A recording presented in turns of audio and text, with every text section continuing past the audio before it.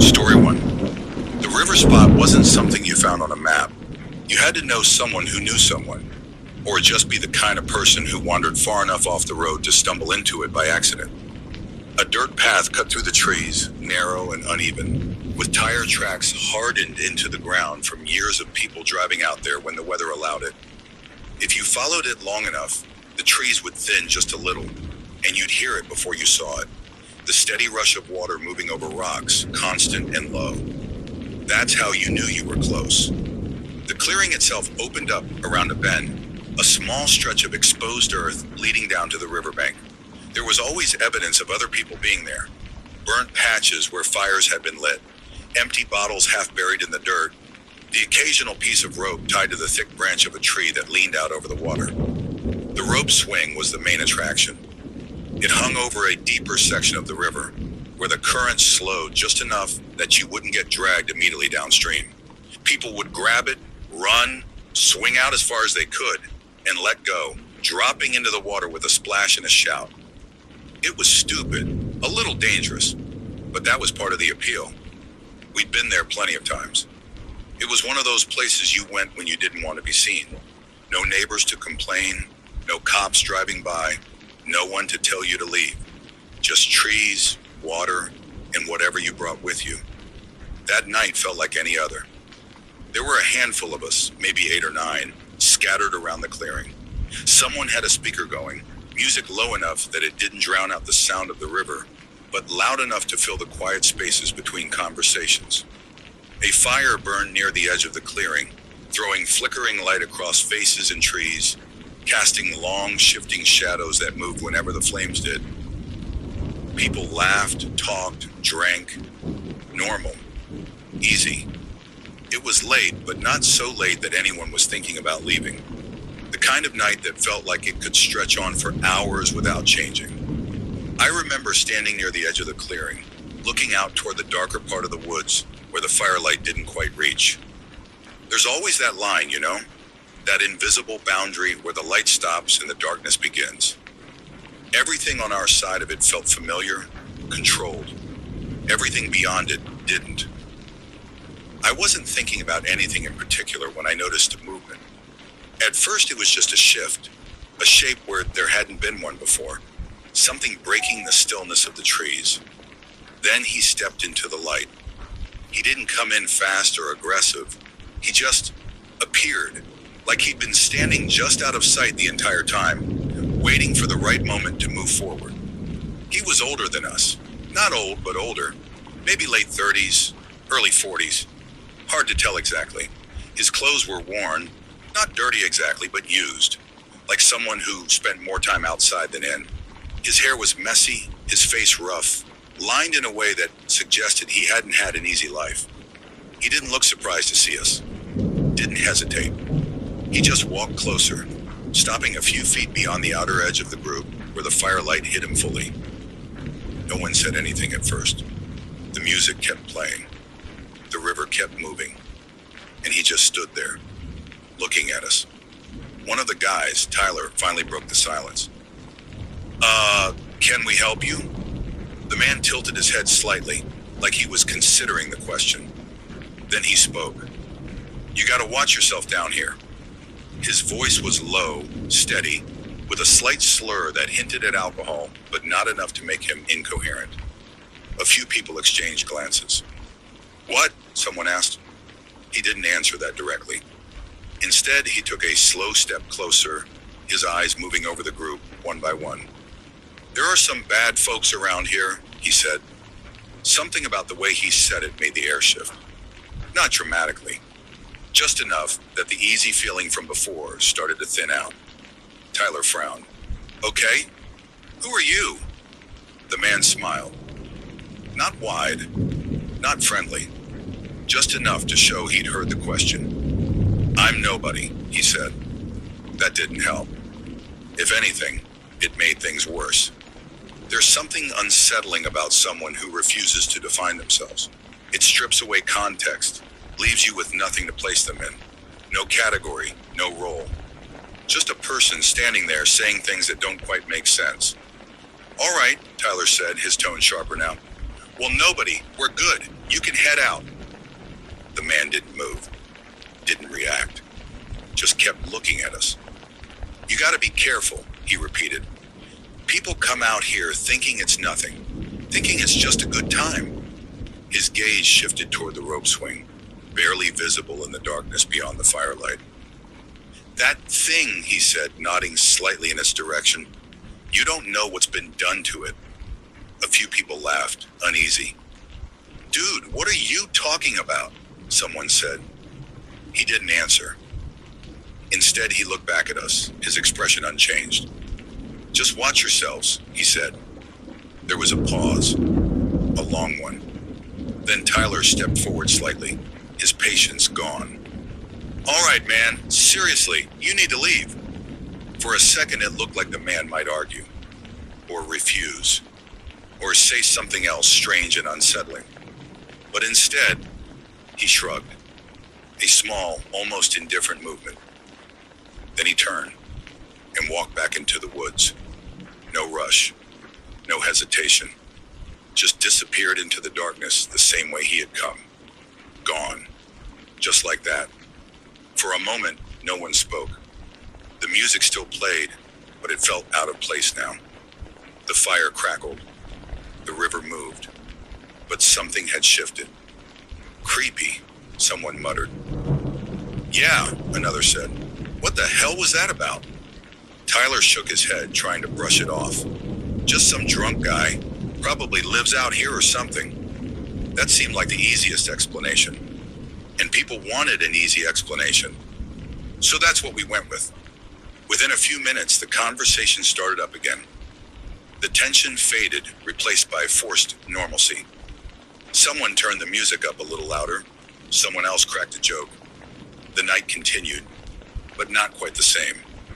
Every now and then, someone would glance toward the woods, just to check, just to make sure he wasn't still there, watching. A couple days later, everything changed. It wasn't at night. It wasn't during a party. It was in broad daylight. A different group had gone out to the river. Not all of us, just some people we knew. It was supposed to be the same thing. Hanging out, swimming, using the rope swing. Normal. Until it wasn't. She went off the swing like everyone else had done 100 times before. Grabbed the rope. Run. Swing out. Let go. Drop into the water. Except this time, something was wrong. She came up screaming. Not the kind of scream you let out when the water is cold or you hit wrong. A real scream. Sharp. Panicked. Pain. At first, no one understood what had happened. They thought maybe she hit a rock or twisted something. Then the water around her started turning red. They pulled her out. And that's when they saw it. Fishing hooks. Dozens of them. Embedded along the bottom of the swing's landing area, tied to lines hidden just below the surface. When she dropped in, they tore into her leg. Deep. Ripping chunks of flesh as she tried to pull away. The kind of thing you don't accidentally set up. The kind of thing someone has to plan. The kind of thing someone has to want. She was taken to the hospital. It was bad. Really bad. And suddenly that guy from the woods, the one who said to be careful, didn't feel so random anymore. We found out later who he was. Just some guy who lived nearby. Known in the area. A bit off. A bit drunk most of the time. Creepy, yeah. But harmless. At least that's what people said. And the things he had been warning about, they weren't him. They were real. Up the road, further into the woods, there was a family. Not the kind you saw in town. Not the kind that mixed with people. They kept to themselves. Lived off the grid. And there were stories. Whispers, mostly. About fights. About strange behavior. About things people didn't want to look into too closely. For a while, nothing else happened. Life moved on. The river spot wasn't used as much after that, but it didn't disappear completely. People still went, just more cautiously, more aware. The memory of that night faded, like things do when enough time passes. Until 5 years later. That's when it all came back. Not as a story, not as a warning, but as something real. They beat a kid nearly to death with a log, left him broken in the woods. And a girl, they took her at gunpoint, forced her into a vehicle, drove her around like she was nothing, like it was a game. She survived, barely. And when it came out who did it, it was them. The family from up the road. The ones no one talked about. The ones that man had tried to warn us about. Suddenly everything made sense. The way he stood there. The things he said. The way he looked at the rope swing. He knew. He had seen something. Or heard something. Or lived close enough to understand what was out there. And he had tried, in the only way he knew how, to tell us. We just didn't listen. Because he didn't look like someone worth listening to. Because it was easier to laugh it off. Because nothing bad had happened. Yet. I still think about that night sometimes. About how close we were to something we didn't understand. About how easily things could have been worse. And about that man, standing at the edge of the firelight, telling us to be careful, while we stood there thinking we were safe. Because the truth is, we weren't. We never were. We just didn't know it yet. Story 2. It was one of those heavy summer days where the air feels thick enough to hold on to. The kind that presses down on you, makes every step slower, every breath warmer than it should be. Even the trees in the park seemed still, like they had given up trying to move in the heat. I used to walk my dog there all the time. The park stretched long along the edge of the Thames River, winding trails cutting through patches of trees and open grass. On one side, it felt like nature, quiet, green, almost peaceful. On the other side, it backed up against houses. Not small ones either. Bigger homes with fenced-in yards, decks, sheds, all facing away from the street and toward the park like they wanted the privacy, but still needed the space. It was an odd mix, civilization and isolation pressed together. That day, it was quiet. Too quiet maybe, though I didn't think that at the time. My dog was slowing down more than usual, tongue hanging out, panting hard. The heat was getting to him. I could feel it too, the way the sun seemed to stick to your skin. "All right," I muttered, glancing toward the slope that led down to the river. "Let's get you some water." We'd done it before. There was a small path worn into the dirt where people and animals had gone down to the edge. Not official, not maintained, but easy enough to navigate if you knew where to step. We moved off the main trail, pushing through a small gap in the brush and starting down the incline. The ground was dry near the top, but closer to the water it softened, damp and uneven underfoot.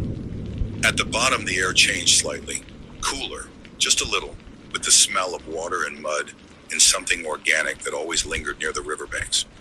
My dog didn't hesitate. He went straight to the edge, lowering his head and drinking greedily. I stood a few feet back, letting him do his thing, looking around without really focusing on anything. That's when I noticed how close we were to one of the houses. A tall privacy fence ran along the edge of the yard, wooden boards packed tight with no gaps between them. It loomed just a short distance from where we stood, separating the backyard from the riverbank like a wall. It felt close, closer than I usually like to be near someone's property. I remember thinking we'd just stay a minute and head back up. That's when I heard it. A sharp, rhythmic banging. Metal against something solid. It echoed strangely in the still air, louder than it should have been for something happening on the other side of a fence. Hammering. That was my first thought. Someone building something. A shed, maybe. Or fixing something up. It wasn't unusual. People did work in their yards all the time. I didn't think much of it. My dog kept drinking.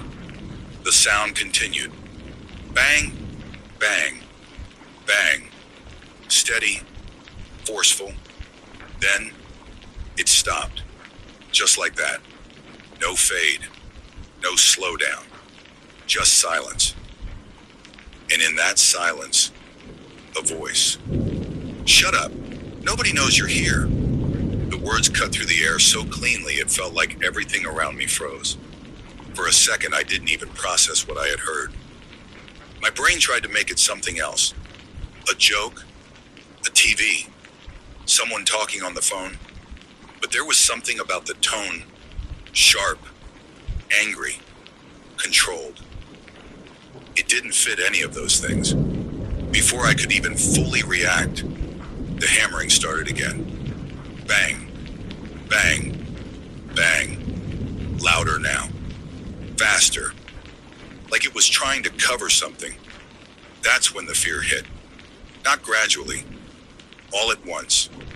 A cold, sinking feeling that dropped straight into my stomach and spread outward.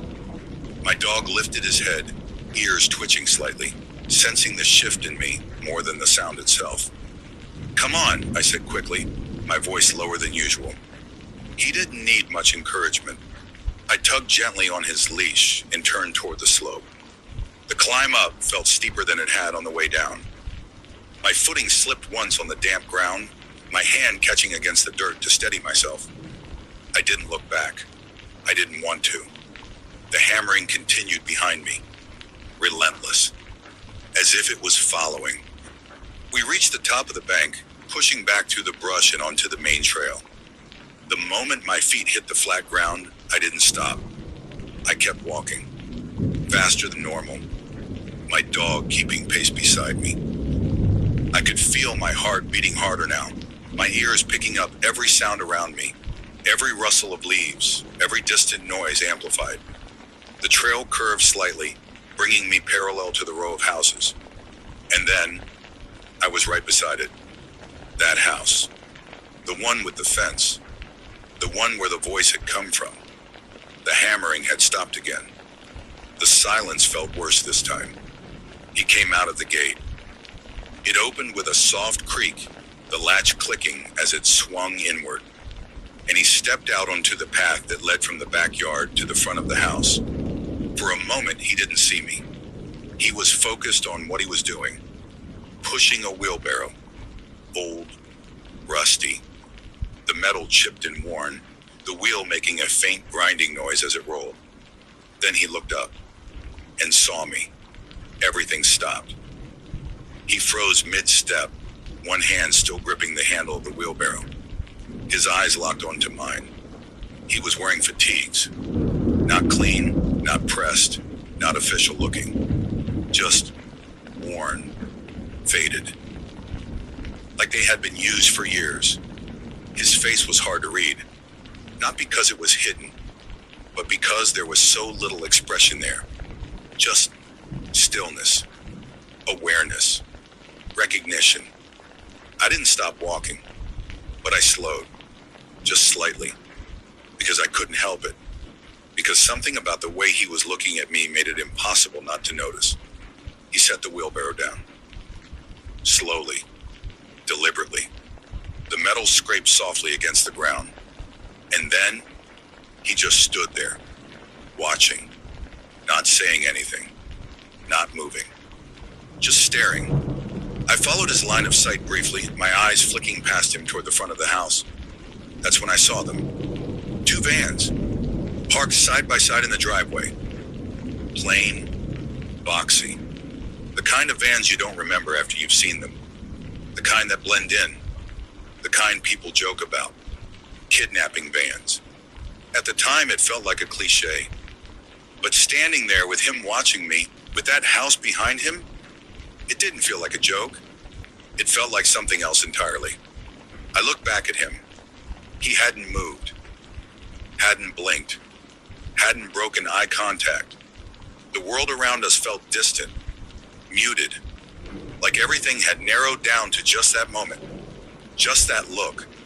Just that silent exchange. My grip tightened slightly on the leash. "Come on," I muttered to my dog, more to myself than anything else.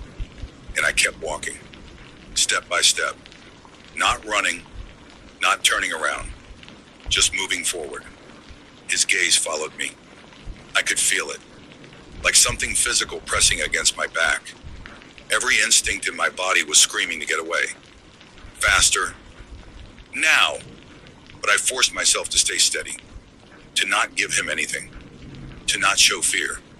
The path stretched ahead, longer than it had ever felt before. Each step measured, each second dragging. And still, I could feel him watching. It wasn't until I reached the bend in the trail, where the trees thickened just enough to block the view of the house, that I finally broke into a faster pace. Almost a run. My heart pounding now, adrenaline flooding through me. I didn't look back. I didn't want to know if he was still there. Or worse, if he wasn't. I didn't slow down until I was out of the park entirely. Until the houses gave way to streets. Until there were people again. Cars, noise, normal life. Even then, the feeling didn't go away.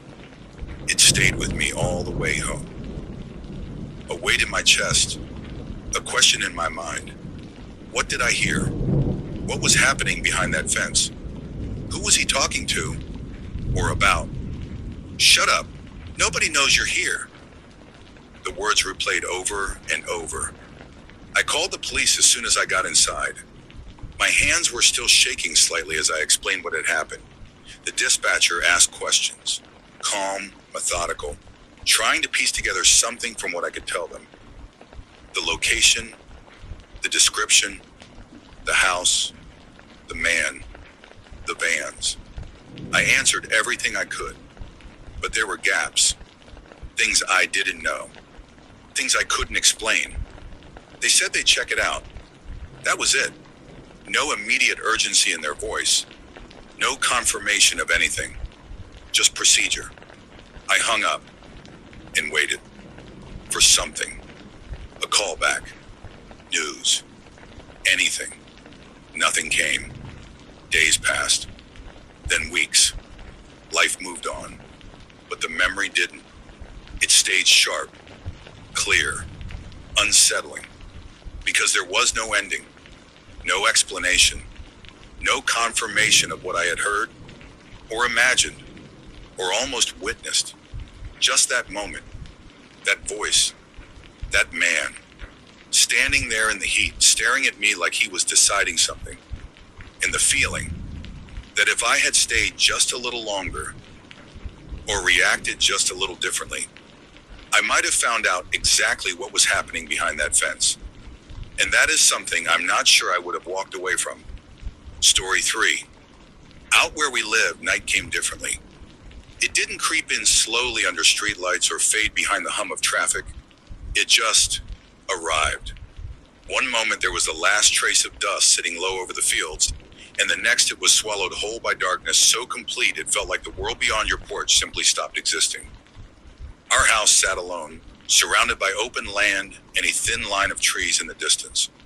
No close neighbors, no passing cars, unless someone was deliberately coming down our road. The kind of place where you noticed every sound because there were so few of them to begin with. That's why the knock stood out. It was around 9 o'clock at night. Not late by most standards, but out there it might as well have been midnight. People didn't just show up unannounced, especially not after dark. If someone came by, you usually knew ahead of time. There were no accidents, no casual drop-ins. So when the knock came, it didn't feel normal. It wasn't hesitant either. It was firm, deliberate. 3 sharp hits against the door.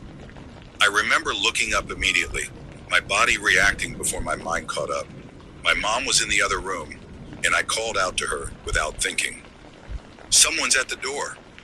She came out, already frowning slightly. She had heard it too. "Who would be here?" she muttered, more to herself than to me. Neither of us had an answer. She moved toward the door slowly, not scared exactly, but cautious. That's just how you are when you live somewhere like that. You don't assume danger, but you don't ignore the possibility either. The porch light flicked on, casting a dull yellow glow over the front yard. She opened the door. A man stood there. At first glance, he didn't look threatening. That's the part that always sticks with me. He looked normal.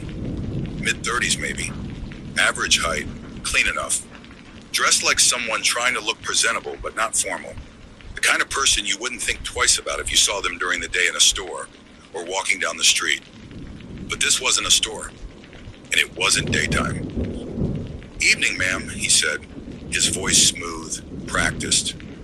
My mom didn't step outside. She stayed just inside the doorway, one hand still on the frame. "Can I help you?" she asked. He smiled. "I'm just in the area introducing a new business," he said. "We specialize in American-made household products. I was wondering if you had a moment." There was something rehearsed about it. Not robotic, but too clean. Like he had said those exact words 100 times before. My mom didn't relax. "We're not interested," she said, polite but firm. Most people would leave at that point. He didn't. "That's all right," he said quickly, holding up a hand slightly. "No obligation. I just wanted to give you a free sample, something to try." He reached back toward the driveway. That's when I noticed the van. It had been there the whole time, parked just far enough from the porch that it blended into the darkness beyond the light. A minivan. Plain. Nothing distinctive about it. He opened the side door. The interior light flickered on, and that's when everything changed. There were people inside. More than one. Shapes at first, then clearer. 5 men. Sitting, watching, not talking, not moving. Just there. The light caught their faces in fragments. Eyes. Shadows. Expressions that didn't quite read from that distance, but didn't feel right. My mom saw them too. I could tell by the way her posture shifted. Subtly. Her shoulders tensed. Her voice changed when she spoke again. "Take your sample and leave," she said. He either didn't notice the change or he ignored it. Instead, he reached into the van and pulled something out. A container. White. Plastic. He walked back up the steps and handed it to her. "Just a little something," he said. "No strings attached." She took it. I think out of instinct. Or maybe just to end the interaction faster. Up close, I could see it clearly now. A Clorox container. Or at least something that looked like one. Clean. Too clean. No label peeling. No wear. It didn't feel like a sample. It felt like a prop. "Thanks," she said, though there was no warmth in it. He smiled again. Then he said something that made my stomach tighten.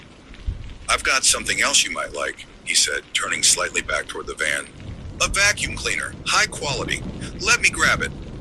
And he started walking back. My mom didn't follow. She stood there holding the container, watching him. And I watched her. Because something in her expression had changed completely. Not confusion, not annoyance. Something sharper. Awareness. She turned her head slightly toward me without taking her eyes off him. "Go get your phone," she said quietly. We didn't have a landline. If anything happened, that phone was the only way to call for help. I didn't ask questions. I just moved. Fast. Down the hallway. Into my room. Except, it wasn't where it should have been. I checked the desk. The bed. The floor. Nothing. My heart started pounding harder. The urgency rising fast now. Where the hell was it? I checked again. And again. Nothing. A sound from the front of the house made me freeze. The van door. Closing. Voices. Low. Too low to make out words. I stopped searching and grabbed the next thing I could think of. My knife. It wasn't big. It wasn't anything special. But it was something. I held it tight, my hands slightly shaking, and moved back toward the front of the house. I didn't go all the way to the door. I stopped just around the corner, where I could hear but not be seen. My mom was still there, standing in the doorway. The man was closer now. Too close. "I just need a minute," he was saying. "Won't take long." "No," she said, louder this time. There was no politeness left in her voice. "Get off my property." There was a pause, a shift in the air. And then she threw the container. Hard. It hit the ground outside, rolling slightly across the porch. "I said leave," she snapped. "Now, or I'm calling the cops." Silence. Heavy. Thick. The kind that feels like something is about to happen. I tightened my grip on the knife, my breath shallow now, my ears straining for any movement. The man didn't respond immediately. And in that moment, I realized something. He hadn't acted alone. He had come up to the door alone. But he hadn't been alone. Not for a second. The van was still there. The others were still inside, waiting, watching. For what? I didn't know. I didn't want to know. Footsteps. Retreating. The man stepped back off the porch. No argument. No anger. Just compliance. But it didn't feel like defeat. It felt like a decision.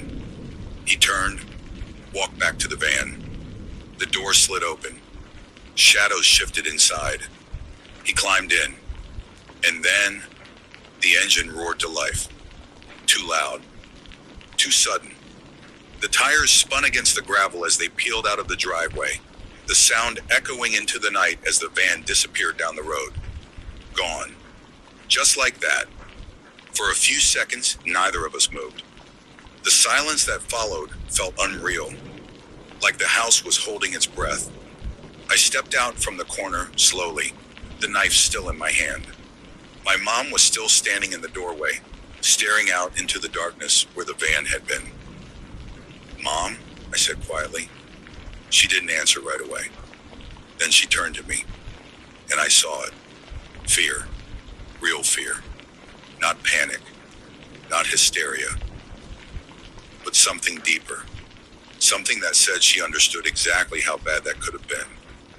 "Lock the door," she said. I did. Every lock. Every window. We didn't sleep much that night. Every sound outside felt louder. Every shadow felt closer. And the questions, they didn't stop. What did they want? Why our house? What was in that container? What would have happened if she had stepped outside? If she had let him go back to the van and bring whatever he claimed he had? If I had found my phone faster or slower? We never saw them again. No van, no man, nothing. No explanation, no closure. Just that night, that knock. And the understanding that out there, in the middle of nowhere, where you think you're safest, you're also the most alone. And sometimes, that's exactly what someone is counting on.